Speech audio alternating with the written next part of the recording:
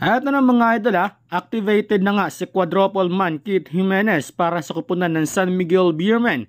Masaksihan na ang kanyang maging debut game sa PBA sa unang laban nila kontra sa NLEX Road Warriors bukas.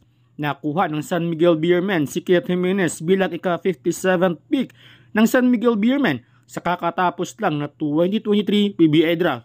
Na-eliminate na kasi ang team ni Keith Jimenez sa MPBL na Gensan Warriors na kung saan ay nag-average nga si Keith ng 6.7 points, 4.8 rebounds at 3.4 assists per game. Kung matatandaan ay hindi muna binitawan ng Gensan si Keith Jimenez dahil may kontrata pa nga ito sa MPBL at nakapasok ang kanyang team sa playoffs. Samantala, pinagbayad naman ng PBA si Ronde Hollis Jefferson matapos ang kanyang 2 flagrant foul kay Mike Nieto. Makikita natin sa video kung sinadya ba o tinotoo ni Ronde Hollis Jefferson ang pagbato ng bola kay Mike Nieto. Ayon kay Willie Marshall na hindi umano sinadya ni RHJ na mabato ng bola si Nieto pero pinagbabayad pa rin siya ng 20,000 pesos.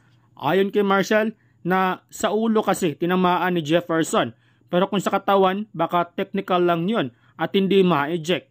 Napareact naman si Jefferson sa post ni Poy Eram sa isang litrato na tila ba hinawakan ni Winston ang ulo ni Jefferson instead na bola ang dapat na agawin. Pero still, nanalo naman ang talk and text matapos na itong matalo sa score na 101-98. Samantala, tiwala naman si former Converge import Quincy Miller na makakapasok si Kai Sotto sa NBA. Kailangan lang ni Kai Sotto na maging aggressive sa mga laban.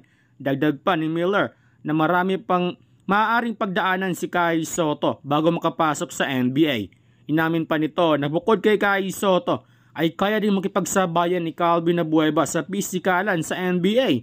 Kayo mga idol, agree ba kayo sa sinabi ni Quincy Miller? Pag-usapan natin yan sa ating comment section.